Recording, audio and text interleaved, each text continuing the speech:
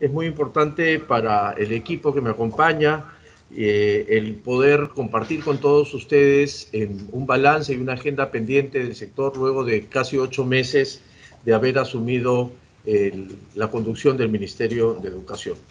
Educar en tiempos de pandemia ha sido el reto más grande que ha tenido el sector de educación y no solo nuestra gestión en los últimos años. Esta historia que quiero contarles empieza en noviembre del año 2020, en un contexto caracterizado por una evidente crisis política, una pandemia en pleno desarrollo y un escenario electoral. En ese contexto, asumimos el Ministerio de Educación como parte del Gobierno de Transición y Emergencia y convocamos a un grupo extraordinario de profesionales que conforman el equipo del Ministerio de Educación.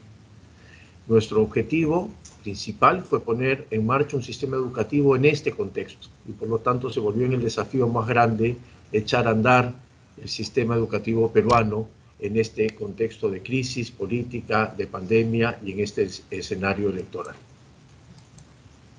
Al llegar el 18 de noviembre al Ministerio de Educación, encontramos un sistema educativo que estuvo aprendiendo a operar en este contexto. Para el que claramente no estuvo preparado y que afectó profundamente la forma más tradicional de actuación que tenían los sistemas educativos. Todo esto concentrado en que no habían clases presenciales. Encontramos en ese contexto un Estado que había hecho un enorme esfuerzo para sacar adelante una educación remota a través de la iniciativa Aprendo en Casa, a través del cierre de brechas digitales con la adquisición de tabletas y la atención a la limitada conectividad que tenía el país a través de la dotación de Internet a estudiantes y a docentes. Con todo esto, durante el año 2020, el sistema educativo sacó adelante con mucho esfuerzo, gracias a los maestros, a las maestras, un sistema educativo, insisto, complejo. En este contexto, lo que fue nuestra decisión desde el primer día fue construir sobre lo aprendido y priorizar algunos temas para poder avanzar en estos 8 meses de gobierno de transición. Y por eso nos planteamos 5 objetivos muy concretos. Diseñar e implementar un retorno a clases en un contexto de pandemia, recuperar a los estudiantes que interrumpieron sus estudios durante el año 2020, acompañar a los docentes en este proceso de educación remota, fortalecer la educación superior e impulsar el cambio de la organización y las funciones del Ministerio de Educación. 8 meses después podemos decir que estos 5 objetivos fueron logrados y que aun cuando esto es así, han quedado algunas tareas pendientes que compartiremos con ustedes hacia el final. Queremos empezar por los 2 elementos centrales de nuestra prioridad: el retorno a clases 2021 y el fortalecimiento del sector a través de la Ley de Organización y Funciones. Y empezamos por este BRAE 2021, como lo conocemos en el Ministerio de Educación. El objetivo fundamental del Ministerio desde que llegamos el 18 de noviembre ha sido volver a clases, pero hacerlo con algunas características: que sea un regreso seguro, flexible, gradual y voluntario, pero que además tenga los enfoques de intersectorialidad e intergubernamentalidad. ¿Qué quiero decir?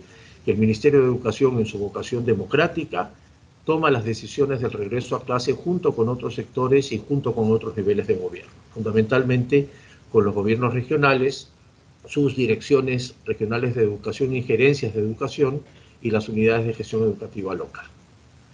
Para ello, elaboramos 5 componentes que forman parte del buen retorno del año escolar 2021. Una propuesta pedagógica, una estrategia de gestión, un fortalecimiento de nuestro instrumento principal, que fue Aprendo en Casa, trabajos para la conectividad y la brecha digital y, por supuesto, temas de infraestructura y mantenimiento, de los que voy a pasar muy rápidamente. Parte de la idea de recuperar a los estudiantes que interrumpieron sus estudios por diversos medios fue pensar en una propuesta pedagógica de aquello que llamamos Promoción Guiada 2021. Allí los 2 viceministerios, el de Gestión Pedagógica y Gestión Institucional, trabajaron muy de la mano para proponer un retorno a clases desde la perspectiva pedagógica, que incluía un primer plan de recuperación durante enero y febrero de este año. Entre marzo y junio un espacio para consolidar los aprendizajes, para que a partir del mes de julio en adelante se tenga un refuerzo escolar si fuese aún necesario. Sin embargo, para luego de enero y febrero, si los docentes consideraban que los estudiantes podían continuar con los aprendizajes del 2021, desde marzo en adelante podían hacerlo. Tuvimos centralidad en el estudiante, sobre todo en dos elementos, en los aprendizajes que son fundamentales, pero también en los aspectos socioafectivos. Acciones de apoyo frente a los tránsitos, qué es lo que pasaba para apoyar a los más pequeñitos en inicial, en primaria, qué pasa a secundaria en las transiciones y, por cierto, de secundaria hacia la educación superior. El detalle de esto podemos verlo más adelante, pero el objetivo principal de esta línea es decirles que parte del retorno a clases no solo es volver a clases, sino volver con una propuesta pedagógica, porque el año 2020 tan atípico y estos meses del 2021, por cierto, también atípicos, hacen que el tratamiento pedagógico a este año sea un año que haya sido de manera particular. En el paquete de estrategia de gestión, que es lo que más ha llamado la atención en el último tiempo, tenemos cuál es la norma que nos permite ir regresando a clases semipresenciales durante este año. Como ustedes saben, y lo anunciamos en algunas otras reuniones con periodistas, el 15 de marzo empezó el año escolar y hasta el 15 de abril los profesores tenían que trabajar en unos diagnósticos sobre los aprendizajes y situación socioemocional con los estudiantes. Por eso no había Aprendo en Casa, por eso no había trabajo pedagógico particular. Luego de eso, el 19 de abril se abrió la posibilidad de presencialidad. Eso se hizo en 14 escuelas, las primeras 14 escuelas en Arequipa, que decidieron volver a clases semipresenciales, respetando este proceso que ustedes ven adelante. El Ministerio de Educación, a partir de un sistema de registro de factores epidemiológicos y sociales, determina qué número de escuelas son habilitadas. Les explico muy brevemente. Tenemos tres niveles: el nivel 1, que es el de ruralidad; el nivel 2, que es una ruralidad cercana a la zona urbana; y un nivel 3, que es urbano. En cada uno de estos niveles hay un conjunto de cortes dados por los indicadores epidemiológicos tradicionales, defunciones, tasa de contagio, como parte de los principales indicadores epidemiológicos. Y junto con ello, el índice de ruralidad y uno que es bien importante, que es el índice de movilidad de estudiantes, es decir, cuántos estudiantes estudian en el mismo distrito en el que viven, y entonces su movilización entre distritos es menor. Todos estos elementos nos generan unos cortes, y cada uno de estos cortes nos permiten ir dando la posibilidad de ir habilitando escuelas. Solo para tener un ejercicio, hasta hace 2 días habían alrededor de 26.000 escuelas habilitadas, es decir, que estaban en posibilidades de abrir siguiendo nuestros protocolos y nuestro sistema de apertura.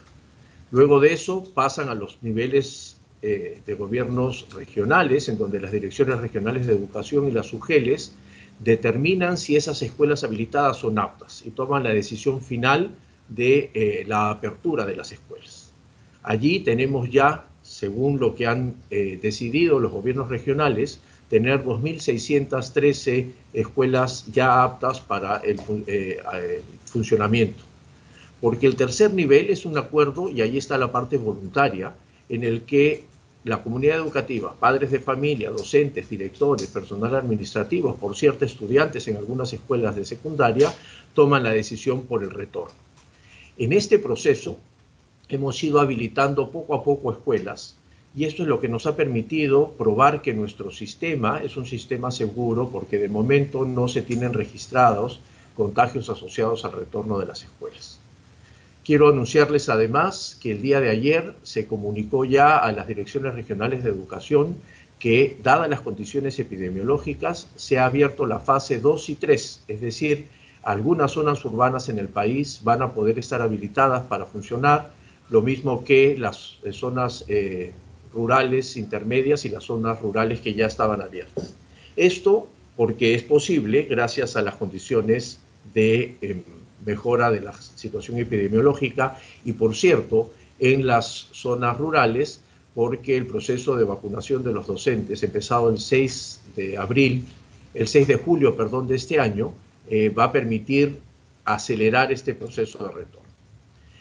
El tercer elemento fue Aprendo en Casa. Aprendo en Casa tuvo una serie de modificaciones importantes sobre lo hecho anteriormente. Siempre hemos dicho que nos hemos basado en lo que se hizo el año pasado y en el enorme esfuerzo del Estado por sacar adelante Aprendo en Casa. Pero hay tres cosas que sugirieron una mejora sustantiva de las muchas otras que podemos conversar luego. La primera es una articulación entre los contenidos que aparecen en televisión, radio, en la web y en las tabletas. Ahora todo está mucho más articulado y esto permite un mejor proceso de aprendizaje. Segundo, tener Aprendo en Casa no solo para los estudiantes, docentes, directivos, sino también para las familias, porque los padres de familia, las madres de familia han hecho un enorme esfuerzo por trabajar como profesores, como profesoras durante todo este tiempo. Y lo tercero es un mayor nivel de interactividad. De hecho, el Ministerio de Educación está ya trabajando cada vez más con las escuelas públicas para el trabajo de aulas virtuales que permiten mayores niveles de interactividad entre los docentes y los estudiantes. Solamente como un dato adicional, tenemos 9 programas en lenguas originarias en Aprendo en Casa. Se produjeron mucho más programas para educación básica alternativa como parte de esta diversificación de Aprendo en Casa. Lo tercero fue la conectividad y el cierre de brecha digital.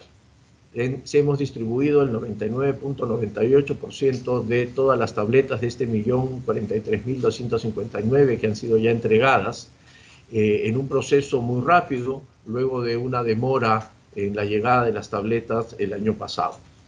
Esto ha permitido que los estudiantes de las zonas rurales y de los quintiles 1 y 2 de pobreza, los más pobres, puedan tener las tabletas con chip en los lugares donde hay conectividad y sin chip en los lugares donde no hay conectividad, y por lo tanto el Ministerio de Educación lo que hace es actualizar las tabletas fuera de línea con los docentes.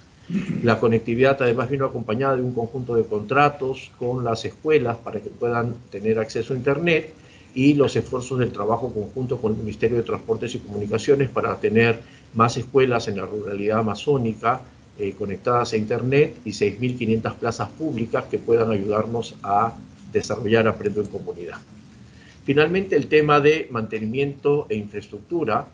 Durante todo este tiempo, solamente para el retorno a las instituciones educativas, que incluía tener lavamanos, ya sean portátiles o fijos, con una inversión importante de más de 400 millones de soles, ha logrado que se pueda tener las condiciones para el retorno a las clases. Además de, por supuesto, el mantenimiento, acondicionamiento sanitario y la atención a las brechas, que como saben es una deuda histórica que tiene el Estado con la educación, de más de 100.000 millones de soles de brecha.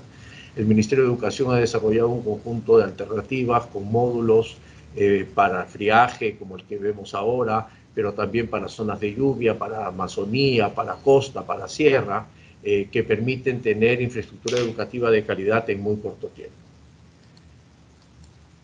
Finalmente, el otro gran desafío que nos pusimos por delante fue aprobar la nueva Ley de Organización y Funciones. Asunto muy esperado.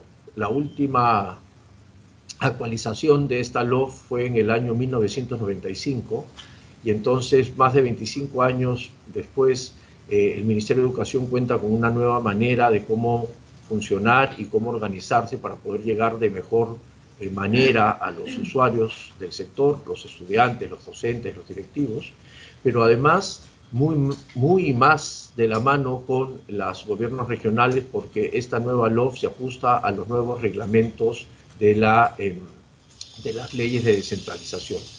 Quiero destacar acá dos temas. Uno primero, que está asociado a la creación de un viceministerio de Educación Superior, que es fundamental para poder consolidar la reforma de la educación superior y poner en práctica nuestra política nacional de educación superior y técnico-productiva.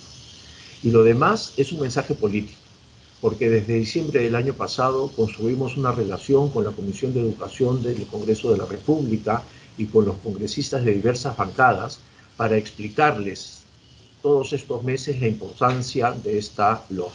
Por lo tanto, cuando los objetivos están claros, cuando el argumento técnico está claro, es posible sacar adelante una agenda conjunta entre el Ministerio, entre el Poder Legislativo y el Poder Ejecutivo. Más adelante vamos a mirar algunos temas específicos de esta LOF. Luego queremos rápidamente pasar por algunas ideas que hemos organizado, algunas categorías de algunos logros realizados por la gestión durante estos 8 meses.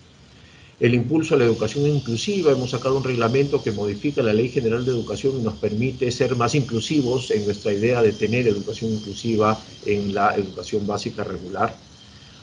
Un tema que nos llenó de satisfacción es poder finalmente atender a personas privadas de la libertad, haciendo una transitabilidad entre la educación básica alternativa y la educación técnico-productiva para que luego de cumplir su pena puedan tener una certificación que les permita poder ingresar e insertarse al mundo laboral.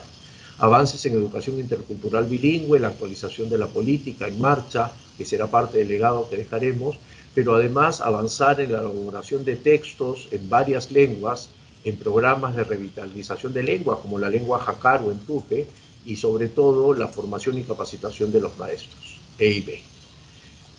Y a nivel de ciudadanía también incluimos 2 asuntos que son para nosotros relevantes. Uno, los lineamientos para la implementación de educación sexual integral, un tema largamente esperado para poder efectivamente incorporar de una manera clara, científica, importante, cómo es que debe tratarse la educación sexual integral en la educación básica y de esa manera evitar actos de violencia sexual y, por supuesto, reconocer que el ejercicio de la educación sexual integral como parte del currículo es parte de un trabajo ciudadano. Lo mismo de ser el primer sector en todo el Ejecutivo que ha publicado el primer protocolo en el marco de la Política Nacional de Igualdad de Género sobre lineamientos para que en la formación docente pueda abordarse este tema de género tan importante. En la gestión escolar, que es probablemente aquello que le es más útil a los directores que en general a todo el sistema, hemos logrado finalmente publicar un reglamento de instituciones educativas privadas, algo que fue esperado para que tener una mejor regulación que vele por la calidad de las instituciones privadas, y sobre todo con sistemas de seguimiento y disposiciones específicas para que esto pueda funcionar. Esto hecho además de manera muy cercana, tanto con asociaciones de padres de familia como con asociaciones de colegios privados. Fortalecimiento de capacidad de directivos. Ustedes ven ahí que hay más de 40.000 directivos que han sido capacitados en un conjunto de temas asociados a la gestión. Y algo que nos parece que es un aporte fundamental también para las familias es la simplificación y la automatización de algunos procesos de gestión escolar. De 12 comisiones que tenían en las escuelas hemos podido reducir a 6, y eso es una buena noticia para el trabajo interno, pero sobre todo para las familias, los certificados oficiales de estudio y las constancias de logro de aprendizaje son ahora procesos automáticos que pueden descargarse de forma gratuita desde las plataformas del Ministerio de Educación. Vamos terminando con el tema de política docente.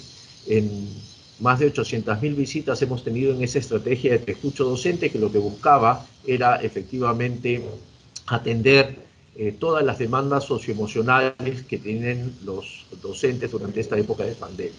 Además de la capacitación, hemos fortalecido los temas de cobertura de plazas, atención a la carrera pública magisterial, transferencia de recursos y evaluación de la carrera pública magisterial con retomando los concursos de nombramiento y de ascensos para los docentes.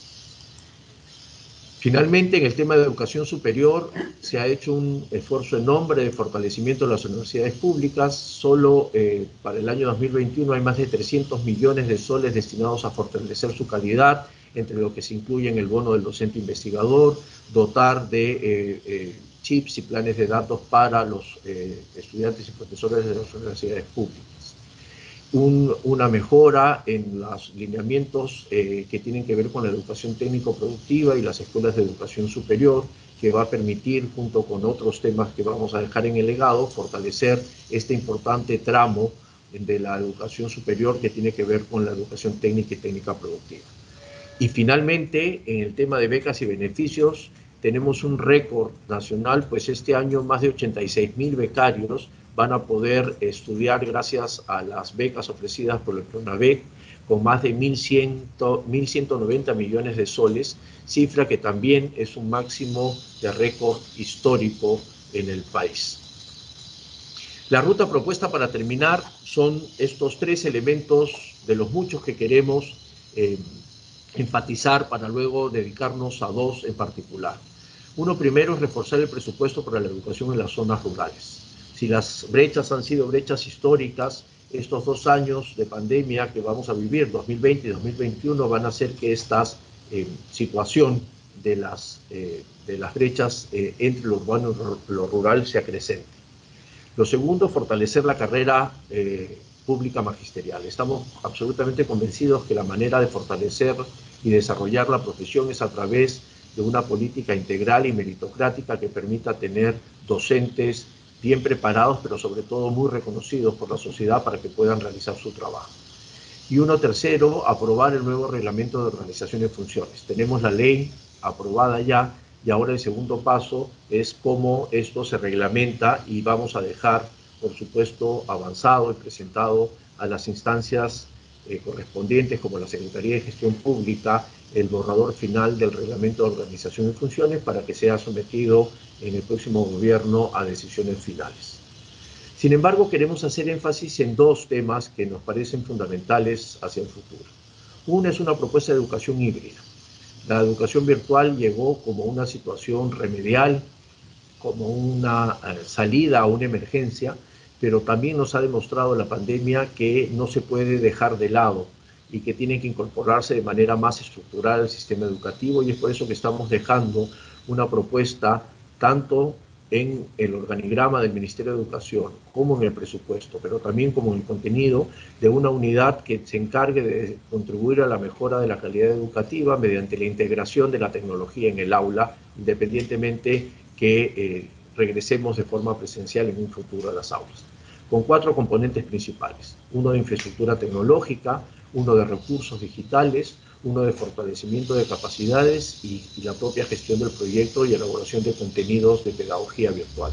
Esto va a colocar al sistema educativo peruano junto con otros, a la par de otros sistemas educativos en el mundo, que ha incorporado la virtualidad como parte de los nuevos sistemas educativos. Y finalmente, un tema al cual nos comprometimos, que fue la reforma de la Secretaría Nacional de Juventudes, la CENAJO. La propuesta que tenemos es una propuesta histórica de reforma del órgano de juventudes, puesto que en los últimos 15 años su presencia ha sido marginal en el sector, y ahora queremos, por supuesto, creer que se debe valorar el respeto a la actuación de los jóvenes y su importancia en el desarrollo del país y en la consolidación de la democracia.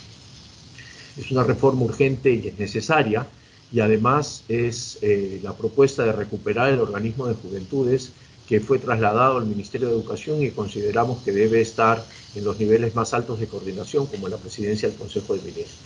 El recorrido en estos 8 meses en el equipo liderado por Noelia Chávez, secretaria nacional de Juventudes, ha supuesto tener un diagnóstico muy participativo, muy profesional, con la participación de muchos actores del Estado y de la sociedad civil y de la iniciativa privada, para luego elaborar una propuesta con contenidos técnicos, pero también con una nueva arquitectura institucional, como mencioné hace un momento. Quiero terminar agradeciéndoles muchísimo a ustedes, señores y señoras periodistas, por esta compañía tan cercana durante estos 8 meses, por habernos hecho todas las preguntas que son fundamentales para poder explicarle a la ciudadanía en el rol básico que tenemos desde el Estado, en buscar siempre la información y acompañar esta información con declaraciones de nuestros equipos para poder llegar a la ciudadanía con toda la mayor disposición posible y la mayor transparencia y la rendición de cuentas.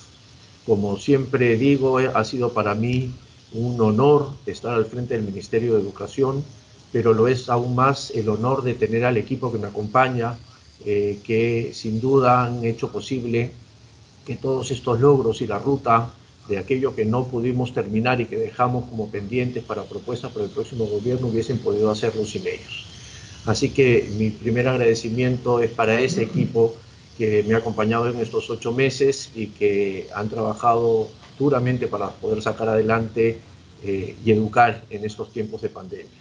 Por mi lado, seguiré tercamente insistiendo en que la educación es el factor más importante para sostener el desarrollo y fortalecer la democracia. Muchísimas gracias, quedamos atentos a sus preguntas. Iniciamos con Mariano Caldera de RPP. Mariano, tienes la palabra. Correcto.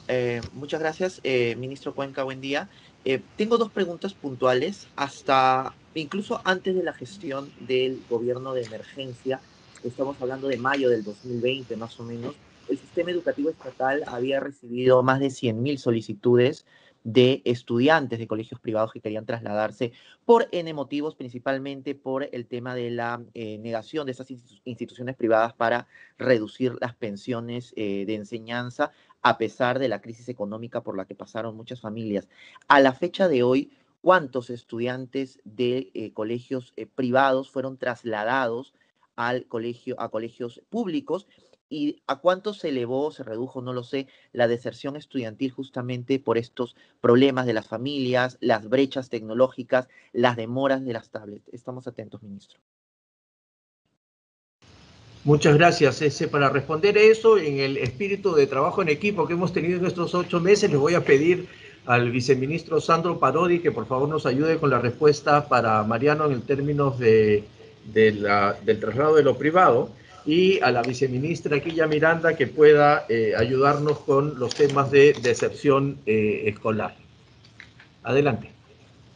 Muy buenos días con todos. Respondiendo a la pregunta, efectivamente, a un mes más o menos de la pandemia se detectó una serie de estudiantes que habían sido afectados por las condiciones de la pandemia, tanto económicas como epidemiológicas, y se generó una demanda, ¿no?, de traslado, como bien dice el reportero. Ante esa situación, el Minedo tomó una reacción muy rápida y generó un proceso de traslado extraordinario para cualquier familia a nivel nacional que quisiera trasladar sus hijos de colegios privados a colegios públicos, ¿no? Ese proceso se llevó a cabo con éxito y al final logramos que unas 110.000 familias pudieran trasladar sus hijos y asegurarles una vacante, y con eso el ministerio garantizaba el derecho a que cada persona, cada estudiante tenga acceso al nivel educativo, ¿no? Ese esfuerzo del 2020 con la gestión del ministro Cuenca ha continuado. No solo se garantizó los recursos, fue una inversión para este año de más de 200 millones. El hecho de contar con estos 110.000 estudiantes convocó el esfuerzo del Ministerio de Educación y el Ministerio de Economía para financiar los docentes que le están acompañando actualmente a ese grupo. Pero adicionalmente hicimos otro proceso a finales de marzo, extraordinario, para un nuevo grupo de estudiantes que quisieran nuevamente trasladarse. Y en esta ocasión fueron aproximadamente 6.000 estudiantes que lograron trasladarse. Entonces esos esfuerzos han continuado. Nosotros mantenemos el compromiso de garantizar el derecho a la educación de los estudiantes, y también estamos garantizándole que los nuevos estudiantes, así como los del año pasado, tengan sus docentes y puedan tener continuidad educativa. Muchas gracias. Buenos días con todos y con todas. Es importante recalcar que los datos en los que nos estamos manejando en este momento del 2019 al 2020 es aproximadamente 200.000 estudiantes. Que en realidad es una cifra muy parecida a los años anteriores, porque tenemos en realidad un trabajo más consistente y permanente que hacer para evitar que nuestros estudiantes se alejen sobre todo de la secundaria, donde la secundaria tiene que tener un proceso de pertinencia para poder ser atractiva para los estudiantes. Yo quiero recalcar un dato que ustedes, señores periodistas, nos han ayudado también a difundir.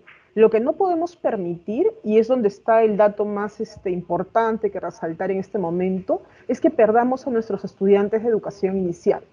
Producto de la pandemia y las condiciones de las familias, nos ha hecho pensar de manera equivocada que los chicos no pueden ir a estudiar al inicial y que efectivamente es complejo hacerlo a distancia. Por eso uno de los públicos objetivos en los que hemos centrado estos públicos prioritarios para atenderse una vez que se abran las escuelas son los niños que están en educación inicial. Entonces, reitero a ustedes más bien la ayuda para seguir comunicando que la educación inicial es indispensable, importante, que permite generar condiciones para luego tener una trayectoria educativa en mejores condiciones. Ese es el público que estamos notoriamente perdiendo un poco más, pero lo que yo sí quisiera resaltar es que nuestro trabajo para evitar la interrupción de estudios ha hecho que muchos estudiantes no dejen de conectarse a pesar de las dificultades, y es un trabajo absolutamente que tenemos que agradecer y fortalecer el trabajo de los maestros y maestras.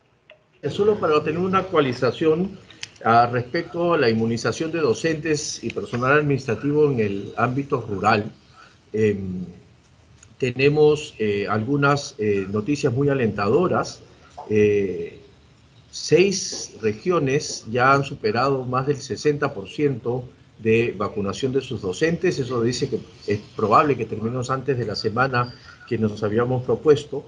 En general, hay alrededor de 55.000 docentes de zonas rurales que ya están vacunados con la primera dosis, y esperamos poder cumplir la meta en los siguientes días. Como saben, se inició el 6 de julio, empezaron 18 regiones el 6 de julio, han ido incrementándose regiones a lo largo de los días y esperamos claramente poder cubrir con los plazos y con las metas planteadas en los plazos previstos, ¿no?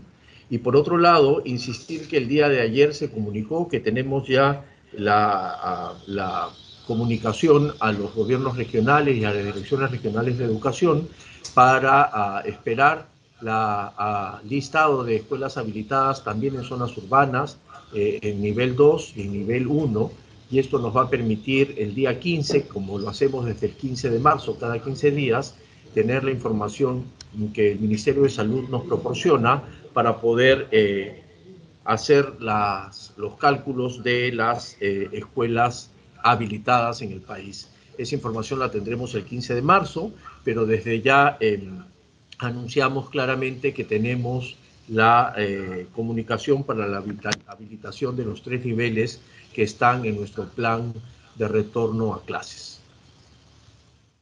Edith de TV Perú, ¿te escuchamos? Buenos días, señor ministro. Buenos días a todos, compañeros. Sí, señor ministro, a propósito de lo que usted ha indicado sobre la vacunación para los profesores de las zonas rurales, ¿esto se va a extender también a las zonas urbanas? Pues finalmente, cuando se regrese a las escuelas, ¿ya los maestros deberían estar vacunados en su totalidad? ¿Nos podría informar sobre ello, si hay alguna visión sobre la salud y la vacunación de los maestros? Gracias.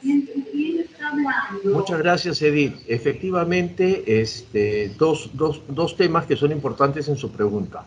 Uno, primero, que en el Perú, como en la mayoría de los países en el mundo, el que los docentes estén vacunados no es una condición de apertura de clases. Así está también en nuestro plan de retorno. No obstante, ayuda y acelera que estén vacunados porque esto va a permitir mayor seguridad. Fíjese, Edith, que su pregunta me hace colocarles un tema a ustedes, colegas de la prensa, en el que uno de los las principales barreras para el retorno a clase que tenemos en el país y que se tiene en el mundo es el miedo al contagio. Entonces, generar confianza es lo que permite que todos estemos seguros en volver. Y lo segundo es que la vacunación de los docentes en zonas urbanas forma parte de una segunda fase del plan de vacunación que tiene que ver con disponibilidad de vacunas. No obstante, ya hay una estimación de más de 60.000 docentes que ya han sido vacunados porque les ha correspondido por los grupos de edad, y esta información que se consolidará en los próximos días nos va a permitir tener una mayor visión de cuántos docentes han sido efectivamente vacunados, ¿no? En síntesis, el retorno a clases no tiene como condición la vacunación de los maestros. Lo que se tiene planificado, porque esto lo hemos conversado muchas veces con los medios, tiene que ver mucho con el cronograma de llegada de vacunas. De momento hemos logrado que el único grupo profesional que no fue de personal de salud sea incorporado en el plan de vacunación, y es por eso que tenemos estos 190.000 docentes y administrativos que serán vacunados de las escuelas rurales. Esto va a permitir que algunas regiones el 16 de agosto ya empiecen con todas sus zonas rurales con niveles de presencialidad, y para los docentes urbanos el plan es esperar lo que el MINSA, el Ministerio de Salud, elabore como plan de vacunación, en tanto tengamos un cronograma más claro de medidas, ¿no? Gracias, ministro. Tenemos otra pregunta de Lourdes Tupac Yupanqui. Lourdes, te cedemos la palabra. Sí, buenos días con todos, ministro. También quería consultarle sobre el retorno o cuándo se van a reanudar los exámenes de admisión en las universidades estatales. Sabemos que hay un gran grupo de estudiantes que ya están saliendo pues, del colegio y necesitan empezar con las carreras profesionales. Y a su vez, ¿para cuándo tienen planeado el retorno también a clases presenciales de los universitarios en general, tanto particulares como estatales? Muchos son personas que también podrían estar vacunadas ya para los siguientes meses, ¿no? Gracias. Muchas gracias, Lourdes. Efectivamente, hay toda una planificación al respecto de las clases presenciales a nivel de educación superior, universitaria particularmente, como es su pregunta. Y para eso, otra vez en el espíritu de equipo que ha caracterizado a la gestión, quiero pedirle a Jorge Mori, director general de Educación Superior Universitaria, que pueda darnos unos alcances mucho más precisos a su pregunta, Lourdes. Jorge, adelante, por favor. Sí, señor ministro, muchas gracias por la oportunidad. Los exámenes de admisión en las universidades públicas, hasta el momento, más del 80% de las universidades ya han llevado adelante los procesos de admisión, sean de manera presencial o virtual, ¿no? Hay en algunos casos algunos atrasos que se han dado sobre todo en aspectos técnicos, pero que esperemos que en las próximas semanas esta situación ya se pueda resolver, ¿no? Entonces, definitivamente este año todas las universidades públicas van a llevar adelante sus procesos de admisión, sean presenciales o sean virtuales, cumpliendo evidentemente todos los criterios de biotecnología. Con respecto al reinicio de las clases presenciales en las universidades públicas, tenemos que tomar en cuenta que tanto el año 2020 como el 2021, el 100% de las universidades públicas han iniciado sus clases de manera remota, ¿no? Pero con la habilitación de poder abrir sus laboratorios y talleres con aforo limitado. Lo que se ha previsto es que haya un mayor nivel de presencialidad en algunos cursos, en la medida en que los indicadores epidemiológicos así lo permitan. Pero es importante señalar que tanto el 2020 como el 2021, la educación remota de emergencia que se ha dado cuenta con una normativa tanto de la SUNEDU como del Ministerio de Educación, y lo que se tiene previsto es que el inicio de una mayor presencialidad, o en todo caso pasar a una ruta de semipresencialidad, pueda darse en función de los criterios epidemiológicos que vayan mejorando y evidentemente en la medida que se vaya avanzando. Sí es importante reiterar que son todas las universidades públicas las que han iniciado clases bajo esta modalidad de educación remota de emergencia. Eso sería lo que podría afirmar. Muchísimas gracias. Gracias. Teníamos una pregunta de Mariano Calvera de RPP. Sí, gracias. Sí, ministro, puntualmente la DIGEMIT ya aceptó la utilización de esta actualización de la vacuna Pfizer para a niños y adolescentes de entre los 12 y los 15 años, me parece. Usted ha dicho que hay tareas pendientes que se van a dejar para el gobierno entrante, para la gestión entrante. ¿Se ha considerado gestionar con el Ministerio de Salud en conjunto, como pendiente obviamente, la inmunización también de chicos de esta edad, considerando que es muy posible que ya la autoridad sanitaria acepte la utilización de esta vacuna en ese rango de edad, y se ha pensado utilizar quizás las escuelas como centros de inoculación de la vacuna? Sí, muchas gracias. Sí, sin duda, estamos en conversación permanente. Ha sido una buena noticia que una de las vacunas permita y sea eficiente en adolescentes de 12 a 17 años. La idea es ir incorporándonos en el plan, será parte de lo que dejemos en el plan de vacunación, y por supuesto los centros educativos no serán, sino que son espacios de vacunación. La mayoría de los centros de vacunación que se están, en los que se está trabajando la vacuna para los docentes rurales son en las escuelas del país, así que el trabajo está siendo coordinado y ojalá efectivamente pronto podamos dar la buena noticia ya el próximo semestre, sin duda, el próximo gobierno dar la buena noticia que se puede empezar la inoculación de la vacuna con los adolescentes, ¿no? Tenemos la pregunta de Silvia Pérez. Silvia, tienes la palabra. Buen día, ministro. Muchas gracias. Mi consulta está relacionada con que si ya tienen listo estas modificaciones en el reglamento de SUNEDU para que puedan iniciar el proceso de licenciamiento a los institutos. Estaba pendiente que se pueda iniciar el proceso.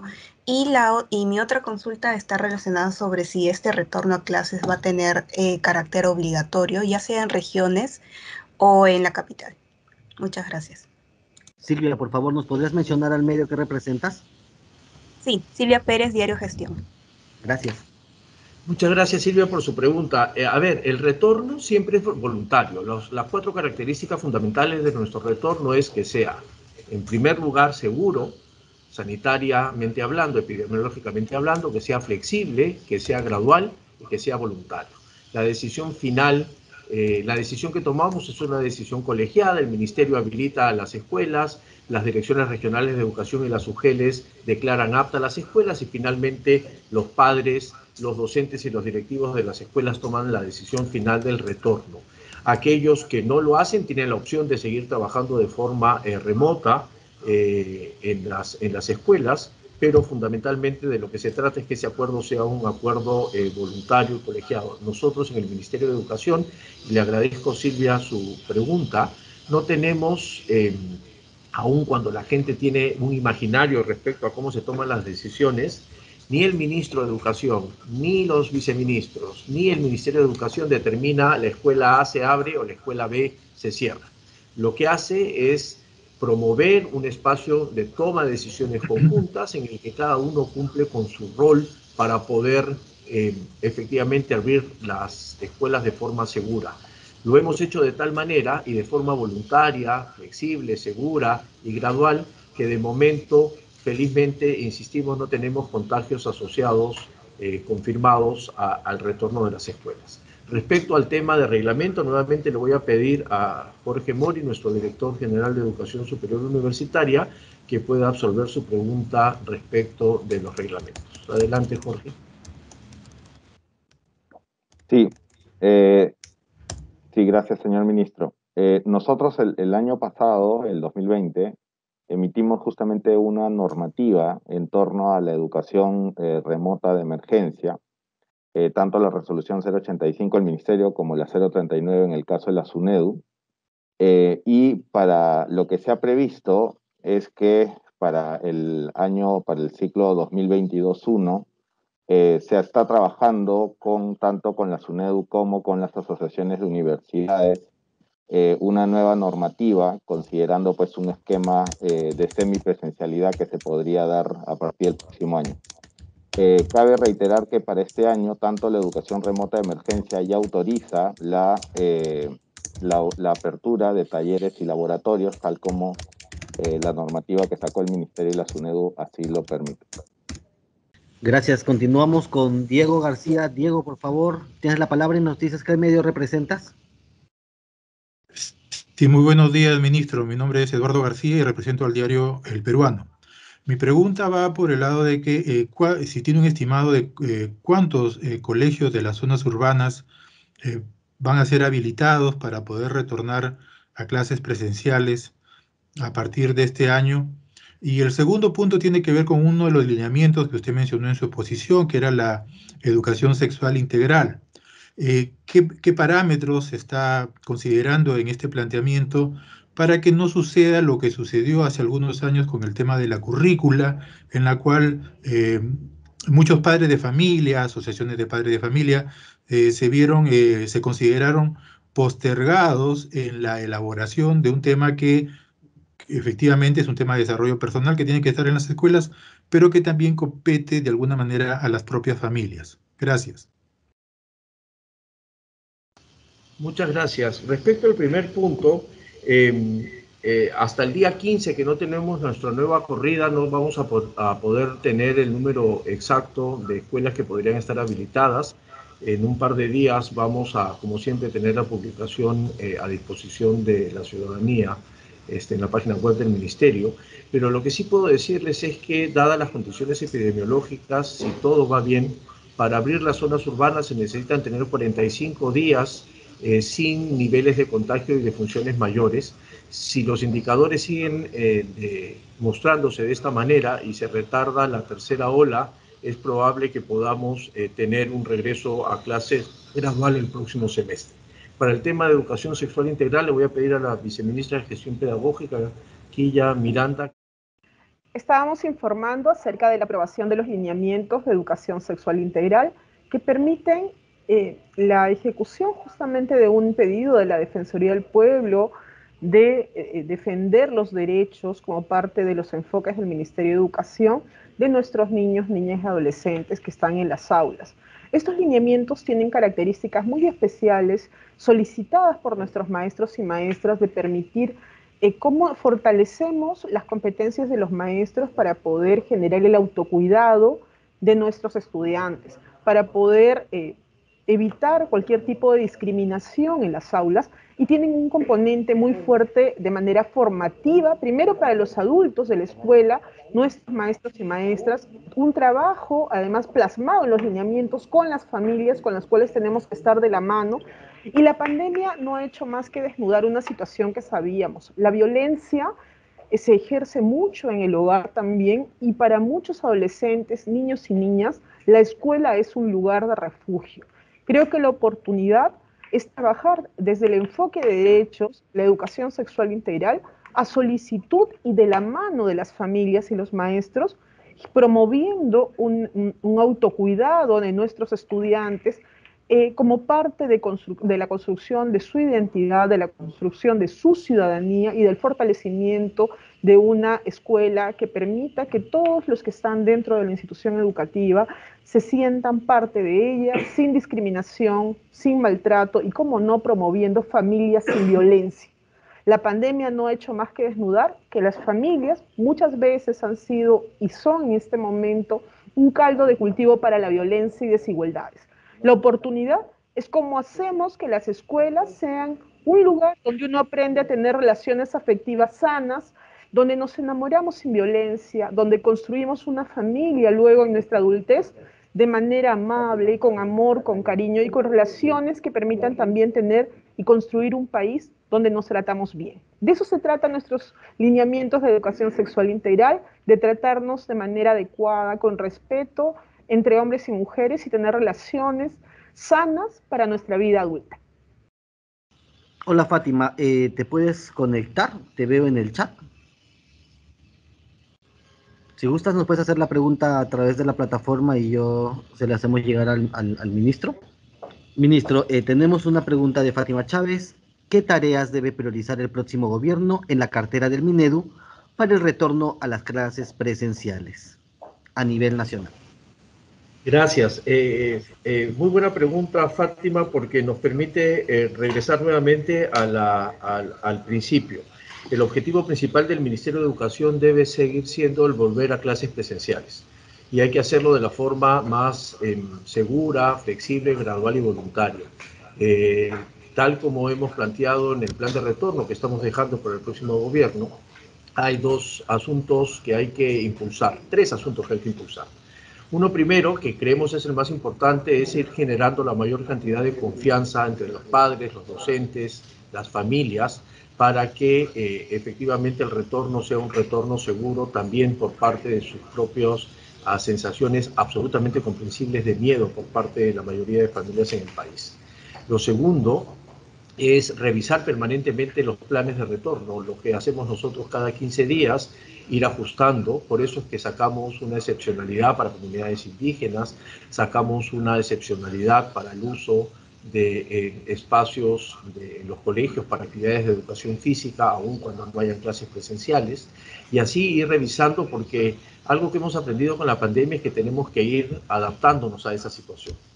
Y uno tercero es, sin duda, fortalecer los temas de los aprendizajes y asuntos socioemocionales para que podamos efectivamente tratar de recuperar todo lo que ha sido el esfuerzo enorme que han hecho los maestros y las familias durante este año y medio, pero sobre todo saber que el Ministerio de Educación tiene una tarea para seguir nivelando aprendizajes y acompañando socioemocionalmente a los estudiantes, ¿no? Entonces, en síntesis, esas serían las tres tareas. Acompañar a que las familias y los docentes pierdan el miedo de volver a clases. Segundo, revisar permanentemente los protocolos que tenemos para ir incorporando mejoras. Y, por supuesto, preocuparse fundamentalmente por recuperar aprendizajes y consolidar la situación socioemocional de la comunidad educativa, ¿no? Con esto, señoras y señores periodistas, queremos agradecerles muchísimo, insisto, la compañía por estos meses. Con muchos de quienes están participando ahora en la conferencia de prensa hemos conversado a lo largo de este tiempo. Nuestra vocación y nuestra tradición democrática nos ha permitido conducir el sector de educación escuchando a todos, abriendo a todos. Hemos conversado con el Poder Legislativo, hemos conversado con los sindicatos, hemos conversado con asociaciones de padres de familia, con asociaciones de colegios. La puerta del despacho siempre ha estado abierta y lo seguirá estando en los pocos días que nos quedan para terminar el gobierno. Como lo ha dicho permanentemente el presidente Francisco Sagasti, nuestro compromiso es con la generación de confianza y de esperanza, porque a pesar de las dificultades, un Perú mejor es posible. Y la educación en eso es un instrumento fundamental. A nombre mío y de todo el equipo, del gran equipo de profesionales que me acompañan en el Ministerio de Educación, queremos nuevamente darles las gracias y que, como siempre pongo, hashtag la educación importe. Muchas gracias y muy buenos días.